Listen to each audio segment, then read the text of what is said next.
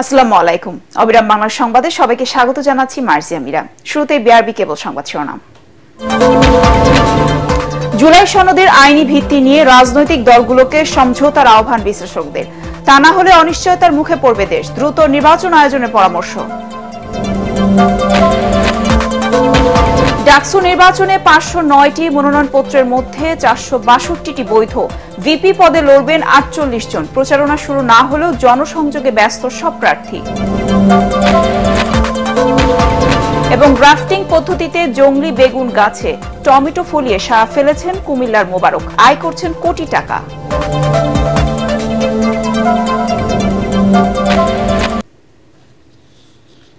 শুনছিলেন বিআরবি কেবল সংবাদ শিরোনাম, এবার বিস্তারিত। জুলাই সনদের ভবিষ্যৎ নিয়ে শঙ্কা প্রকাশ করেছেন বিশ্লেষকরা। তারা বলছেন, জুলাই সনদের আইনি ভিত্তি দেওয়ার যে দাবি রাজনৈতিক দলগুলো তুলেছে তা বাস্তবায়ন করতে হলে নির্বাচিত গণপরিষদ কিংবা সংসদের উপরে নির্ভর করতে হবে। তাই যেসব বিষয়ে ঐক্য হয়েছে সেসবের দ্রুত অধ্যাদেশ জারি করে নির্বাচন আয়োজনে উদ্যোগী হতে অন্তর্বর্তী সরকারকে পরামর্শ দিয়েছেন বিশ্লেষকরা। আরো জানাচ্ছেন ইমদাদুল্লাহ বাবু। রাষ্ট্র কাঠামো সংস্কারে ঐকমত্য কমিশনের সাথে রাজনৈতিক দলগুলোর সংলাপের পর জুলাই সনদের চূড়ান্ত খসড়া সই করে এখনও বেশ কয়েকটি দল জমা দেয়নি। তাদের আবেদনের প্রেক্ষিতে 22 আগস্ট পর্যন্ত জমা দেওয়ার সময় বাড়িয়েছে ঐকমত্য কমিশন। রাষ্ট্রচিন্তক ফরহাদ মজহার মনে করেন, জুলাই সনদের বিষয়ে সব দলের ঐকমত্যে পৌঁছানো অনেকটাই অনিশ্চিত। জুলাই সংবিধানের কোন সাংবিধানিক বাধ্যবাধকতা নাই। আপনি এটা এক ধরনের এক্সারসাইজ করেছেন, যে এক্সারসাইজটা আমি মনে করি আসলে অর্থহীন। জুলাই সনদের কোনো ভবিষ্যৎ কখনোই ছিল না। সনদের কথাটা বলাই রয়েছে গণ অভ্যুত্থানকে নস্যাৎ করার জন্য। জাতীয় ঐক্য ছিল বলে তো আমরা গণ অভ্যুত্থান করতে পেরেছি। জনগণ ঐক্যবদ্ধ ছিল এক নতুন বাংলাদেশ বানাবার জন্য, জনগণকে দলীয়ভাবে বিভক্ত করার জন্য আপনার তথাকথিত জাতীয় ঐক্যের কথা বলেছে। ফলে যারা জাতীয় ঐক্যের কথা বলেছে তারপর থেকে জাতীয় বেঈমান, জনগণের সঙ্গে তারা বেঈমানি করেছে। রাষ্ট্রবিজ্ঞানী অধ্যাপক সাব্বির আহমেদ বলছেন, রাজনৈতিক দলগুলো সনদের আইনি ভিত্তি নিয়ে ঐক্যে না পৌঁছালে দেশ অনিশ্চয়তার মুখে পড়বে। যদি এটা সাইন না করে ওনারা কিন্তু দেশকে রিস্কের মধ্যে ফেলাই দিবেন। তখন যদি আর্মি টেক ওভার হয়, ওনারা যেটা চাচ্ছে এটাকে কনস্টিটিউশনের উপরে মর্যাদা দেওয়া। পৃথিবীর কোনো কনস্টিটিউশনের উপরে কোনো ডকুমেন্ট আছে কিনা? ব্রিটেনে হয়তো বিল অফ রাইটস এর কথা যদি বলি, কিন্তু এটা তো এখন it has become a part of the constitution. সংবিধানের উপরে যদি এটাকে জায়গা দিতে হয়, এটা তো আপনার ঐক্যমত্য কমিশনের আলোচনা বা কোনো একটা রাজনৈতিক দলের চাওয়া পাওয়া দিয়ে হবে না।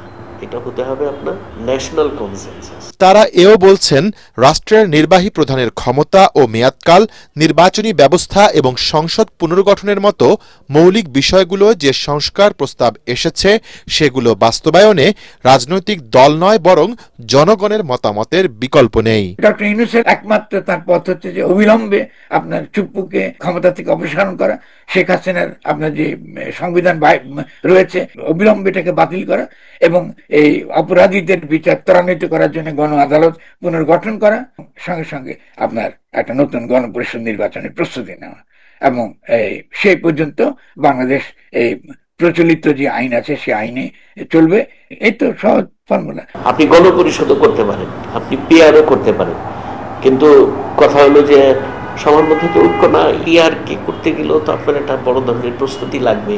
উচ্চ কক্ষ করতে গেলেও আপনার এটার হোমওয়ার্ক আছে একটা, কিন্তু হয়তো আপনাকে এই ইলেকশনে এটা করা সম্ভব হবে না। এই সংস্কারগুলোকে চূড়ান্ত সংসদীয় রূপ দিতে হলে আপনার গণভোটেও যেতে হবে, তবে সেটা সংসদের পরে।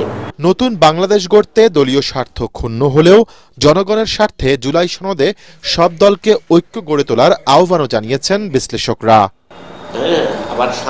ইমদাদুল্লাহ বাবু, ATN বাংলা, ঢাকা। ঢাকা বিশ্ববিদ্যালয় কেন্দ্রীয় ছাত্র সংসদ ডাকসু নির্বাচনে 509টি মনোনয়নপত্রের মধ্যে প্রাথমিক বাছাইয়ে 462টি বৈধ এবং 47টি মনোনয়নপত্র ত্রুটিপূর্ণ বলে জানিয়েছেন চিফ রিটার্নিং অফিসার জসিমউদ্দিন। বুধবার সন্ধ্যায় বিশ্ববিদ্যালয় সিনেট ভবনের সংবাদ সম্মেলনে একথা বলেন তিনি। এবারে ডাকসু নির্বাচনে ভিপি পদে 48, জিএস পদে 19 এবং এজিএস পদে প্রতিদ্বন্দ্বিতা করবেন 28 জন প্রার্থী। এছাড়া বিশ্ববিদ্যালয়ে 18টি হলে 13টি পদের জন্য প্রতিদ্বন্দ্বিতা করবেন 1108 জন প্রার্থী। ত্রুটিপূর্ণ মনোনয়নপত্র সংশোধনের শেষ সময় 23 আগস্ট, যা পর্যালোচনা করা হবে 24 আগস্ট। মোট 462 জন ছাত্রছাত্রী ঢাকা বিশ্ববিদ্যালয়ের কেন্দ্রীয় ছাত্র সংসদ নির্বাচনের বিভিন্ন পদে প্রতিদ্বন্দ্বিতা করার জন্য মনোনয়নপত্র বৈধ প্রার্থী হিসাবে প্রাথমিকভাবে আমরা সিদ্ধান্ত দিয়েছি। 1108 জন প্রার্থী এই 18টি হলে 13টি পদের এগেইনস্টে প্রতিদ্বন্দ্বিতা করবেন। ডাকসু নির্বাচনকে কেন্দ্র করে উৎসব মুখর পরিবেশ বিরাজ করছে ক্যাম্পাসে। আনুষ্ঠানিক প্রচার প্রচারণা শুরু না হলেও জনসংযোগে ব্যস্ত সব প্রার্থী। তারা বলছেন, দলকানা ছাত্র শিক্ষক দিয়ে বিশ্বমানের শিক্ষা কার্যক্রম পরিচালনা সম্ভব নয়। এদিকে পূর্ণাঙ্গ প্যানেল ঘোষণা করেছে উমামা ফাতেমার নেতৃত্বাধীন স্বতন্ত্র শিক্ষার্থী ঐক্য। চূড়ান্ত তালিকা প্রকাশ করা হবে 26 আগস্ট। মিজান শাহজাহানের রিপোর্ট। ডাকসু নির্বাচনে 25 আগস্ট পর্যন্ত প্রার্থিতা প্রত্যাহার করা যাবে। পরদিন চূড়ান্ত তালিকা প্রকাশিত হওয়ার পর শুরু হবে আনুষ্ঠানিক প্রচার প্রচারণা। তবে থেমে নেই প্রার্থীরা। ঢাকা বিশ্ববিদ্যালয়ের মধুর ক্যান্টিনের সামনে ভিড় করছেন তারা। যে জিনিসগুলো আমাদের ইশতেহারে আসতে যাচ্ছে, গণরম গেস্টরম কালচার চিরতরে এই ঢাকা বিশ্ববিদ্যালয়ের মাটি থেকে মূলোৎপাটন করা হবে। ক্যান্টিনে ফাও খাওয়া থেকে শুরু করে রাজনৈতিক যে অপসংস্কৃতিগুলো ছিল বিরাজমান, সেই রাজনৈতিক অপসংস্কৃতিগুলো চিরতরে মূলোৎপাটন করা হবে। প্রার্থীরা বলেন, শিক্ষার্থীদের কল্যাণে কাজ করতে চান তারা। অ্যাক্টিভিজম কি মূল্যায়ন করবে, দল মেইন না। কার কি কাজ আছে, কার লড়াই সংগ্রাম আছে, কারা স্টুডেন্টদের পক্ষে এত বছর কথা বলে আসছে, কারা অধিকার আদায়ে কাজ করছে, কার কোন কোন কাজ আছে, সেটার বিষয়ে বিবেচনা করবে। ঢাকা ইউনিভার্সিটির শিক্ষার্থীরা অনেক মেধাবী। তারা একটা ভোট দেওয়ার আগে 100 বার চিন্তা করবে যে কারে দেওয়া উচিত, কারা আমাকে প্রতিনিধিত্ব করতে পারবে। আমি কোনো রাজনৈতিক এজেন্ডা বাস্তবায়ন করার জন্য আসিনি।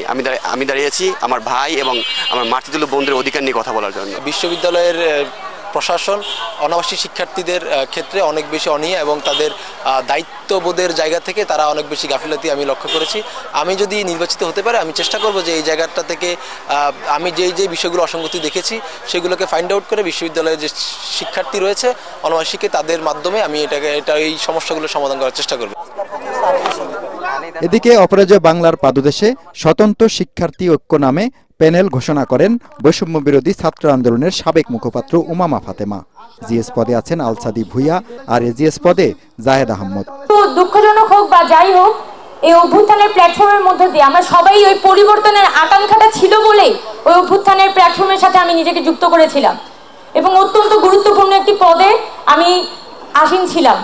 এবং যখন আমি দেখেছি যে আসলে সম্ভব হচ্ছে না, 5 আগস্ট পরবর্তীতে যে পরিবর্তনের স্বপ্ন আমরা দেখছি সেটা নানানভাবে আসলে পকেটভুক্ত হচ্ছে, তখন আমি আসলে থাকতে পারিনি। আমি এই প্ল্যাটফর্ম থেকে বের হয়ে আসি। ছাত্র রাজনীতি নিয়ে পক্ষে বিপক্ষে নানা যুক্তি দেখালেও শিক্ষাঙ্গনে লেখাপড়ার সুষ্ঠু পরিবেশ ও মানসম্পন্ন শিক্ষা ব্যবস্থা গড়ে তোলার পক্ষে সব শিক্ষার্থীরা। তবে শিক্ষক রাজনীতির পক্ষে নন বেশিরভাগ শিক্ষার্থী। তারা বলছেন, শিক্ষকরা সাদা, লাল, নীল, গোলাপি নানা দলে বিভক্ত হয়ে রাজনৈতিক দলের লেজুর ভিত্তি করলে সম্মান ক্ষুণ্ণ হয়। মিজান শাহজাহান, এটিএন বাংলা, ঢাকা বিশ্ববিদ্যালয়। নিহত সাংবাদিক দম্পতি সাগর সরোয়ার ও মেহেরুন রুনির সন্তান মাহির সরোয়ার মেঘের কাছে পূর্বাঞ্চলে 3 কাঠা জমির দলিল হস্তান্তর করেছেন প্রধান উপদেষ্টা ডক্টর মোহাম্মদ ইউনূস। বিকেলে রাষ্ট্রীয় অতিথি ভবন যমুনায় মাহির সরোয়ার মেঘের হাতে এই দলিল হস্তান্তর করেন প্রধান উপদেষ্টা। সাংবাদিক সাগর সরোয়ার এই প্লটটি 2004 সালে আবেদন করে 2005 সালে বরাদ্দ পান। পরবর্তীতে 2009 সালের সম্পূর্ণ মূল্য পরিশোধ করার পরও বিগত আওয়ামী লীগ সরকার এই প্লট সাগর সরোয়ারের পরিবারকে বুঝিয়ে দেয়নি। উত্তরাধিকার সূত্রে এই প্লটের বর্তমান মালিক সাগর সরোয়ারের মা সালেহা মনির এবং মাহির সরোয়ার মেঘ। প্লটের দলিল হস্তান্তর অনুষ্ঠানে প্রধান উপদেষ্টা সাগর রুনি হত্যা মামলার তদন্তের অগ্রগতি সম্পর্কেও খোঁজ খবর নেন। এ সময় মেঘ তার নিজের ডিজাইন করা একটি জার্সি ও ব্যাগ প্রধান উপদেষ্টাকে উপহার দেন।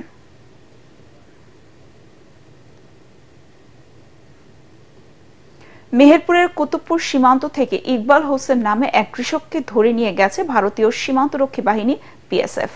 বৃহস্পতিবার বিকেলে ভারতের সীমানায় অনুপ্রবেশের দায়ে তাকে ধরে নিয়ে যায় 56 বিএসএফ ব্যাটালিয়নের সদস্যরা। ইকবাল হোসেনের স্ত্রীর দাবি, দুপুরে গরুর জন্য ঘাস কাটতে গেলে ভারতীয় সীমানার মধ্যে ঢুকে পড়ে ইকবাল।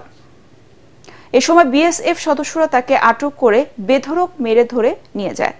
এ সময় তাকে ফেরত দেয়নি বিএসএফ। স্থানীয়রা জানায় ইকবালকে বিএসএফ ক্যাম্পে নিয়ে যাওয়া হয়েছে, তবে বিজিবি পতাকা বৈঠকের ডাক দিলেও এখন পর্যন্ত বিএসএফ তাতে সাড়া দেয়নি।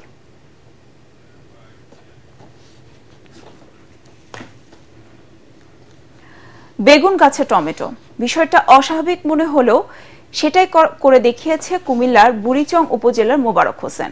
জংলি বেগুন গাছে টমেটো ফলিয়ে সারা ফেলে দিয়েছেন। চারা ও টমেটো বিক্রি করে আয় করেছেন কোটি টাকা। তার সফলতায় গ্রাফটিং পদ্ধতির আবাদে ঝুঁকছেন অনেকেই। কুমিল্লা প্রতিনিধি খায়রুল আহসান মানিকের পাঠানো রিপোর্ট, জানাচ্ছেন ফারহিন ইসলাম টুম্পা। 4 বছর ধরে জংলি বেগুনের সাথে টমেটোর জোড়া লাগিয়ে গ্রাফটিং পদ্ধতিতে চারা তৈরি করছেন কোরপাই গ্রামের যুবক মোবারক হোসেন। 3.5 একর জমিতে গ্রাফটিং পদ্ধতিতে সাহু ও আনসাল জাতের টমেটোর চাষ করছেন তিনি। এরই মধ্যে শুরু করেছেন বিক্রি।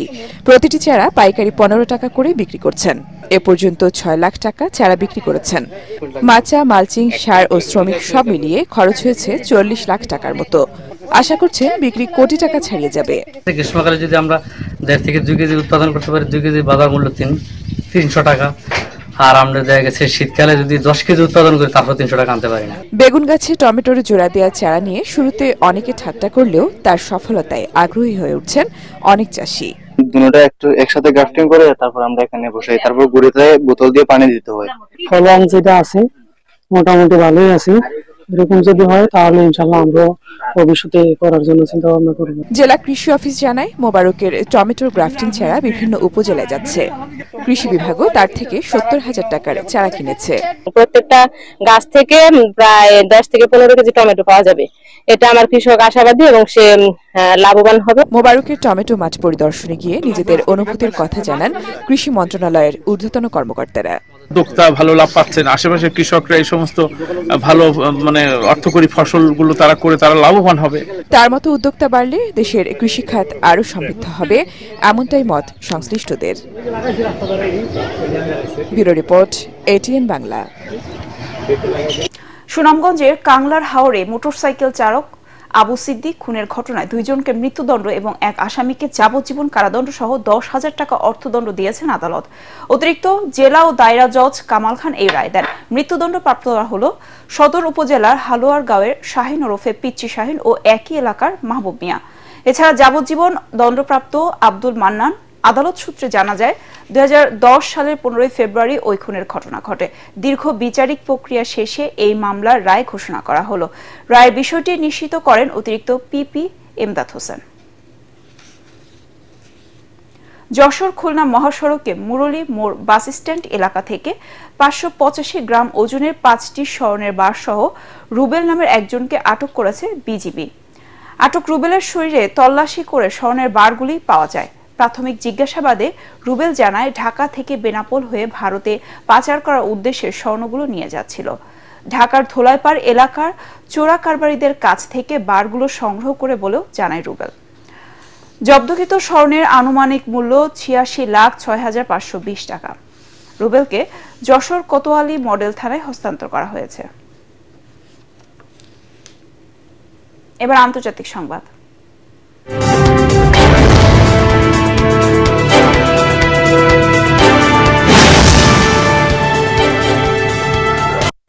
ইউক্রেনের বিরুদ্ধে যুদ্ধে রাশিয়ার হয়ে অংশগ্রহণকারী উত্তর কোরিয়ার সেনাদের বীর আখ্যা দিয়েছেন সর্বোচ্চ নেতা কিম জং উন। স্থানীয় সময় বৃহস্পতিবার দেশটির রাষ্ট্রীয় টেলিভিশন KCNA-তে প্রচার করা খবরে তথ্য জানানো হয়। KCNA জানিয়েছে কোরিয়ান পিপলস আর্মির বিদেশি অপারেশন ইউনিটের কমান্ডারদের সঙ্গে সাক্ষাৎ করেছেন কিম। তারা একটি অনুষ্ঠানে যোগ দিতে দেশে ফিরেছেন। কিম উত্তর কোরিয়ার বাহিনীর সামরিক কার্যকলাপ সম্পর্কে একটি ব্রিফিং পেয়েছেন এবং রাশিয়ান ফেডারেশনের কুরস্ক অঞ্চল মুক্ত করার অভিযানে অংশগ্রহণকারী কোরীয় বাহিনীর যুদ্ধ ইউনিটগুলোকে বিজয়ের দিকে পরিচালিত করার জন্য তাদের কৃতিত্বের প্রশংসা করেছেন। কিম জং উন বলেন, উত্তর কোরিয়ার সেনাবাহিনীর এখন যা করা উচিত এবং যা করা দরকার তা করেছে, ভবিষ্যতও করবে। তারা রাশিয়ার পক্ষে যুদ্ধে অংশ নিয়ে বীরের পরিচয় দিয়েছেন। এর আগে ইউক্রেন যুদ্ধে নিহত উত্তর কোরীয় সেনাদের প্রতি শ্রদ্ধা জানান তিনি। রাষ্ট্রীয় সম্মাননা জানানো হয় নিহত সেনাদের প্রতি। এবার খেলার খবর।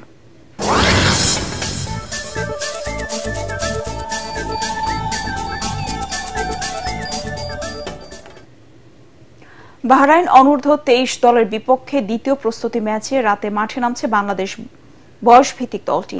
এশিয়ান কাপ অনূর্ধ্ব 23 বাছাই পর্বকে সামনে রেখে এই প্রস্তুতি ম্যাচ খেলছে লাল সবুজ দলের প্রতিনিধিরা। সেই মিশনে যদিও প্রথম ম্যাচে হেরে যায় মুরসালিনরা, আজ তাই নিজেদের সক্ষমতা দেখানোর মিশন দলের সামনে। সে লক্ষ্যে কোচিং স্টাফরা বিশেষভাবে গত ম্যাচের ভুলগুলোকে বেশি গুরুত্ব দিয়েছেন। এই সেশনের বড় একটি অংশ জুড়ে ছিল সেট পিস নিয়ে কাজ করা।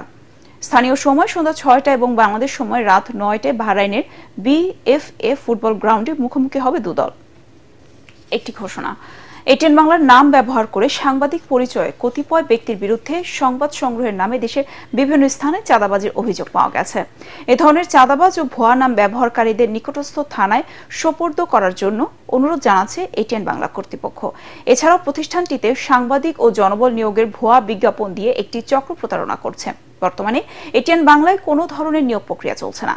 নিয়োগ নিয়ে কারোর সাথে আর্থিক লেনদেন না করার অনুরোধ জানাচ্ছে এটিএন বাংলা কর্তৃপক্ষ। শেষ করার আগে বিআরবি কেবল সংবাদ শিরোনাম আরেকবার। জুলাই সনদের আইনি ভিত্তি নিয়ে রাজনৈতিক দলগুলোকে সমঝোতার আহ্বান বিশ্লেষকদের। তা না হলে অনিশ্চয়তার মুখে পড়বে দেশ, দ্রুত নির্বাচন আয়োজনের পরামর্শ। ডাকসু নির্বাচনে 509টি মনোনয়নপত্রের মধ্যে 462টি বৈধ। ভিপি পদে লড়বেন 48 জন। প্রচারণা শুরু না হলেও জনসংযোগে ব্যস্ত সব প্রার্থী। এবং গ্রাফটিং পদ্ধতিতে জংলি বেগুন গাছে টমেটো ফলিয়ে সাড়া ফেলেছেন কুমিল্লার মোবারক, আয় করছেন কোটি টাকা।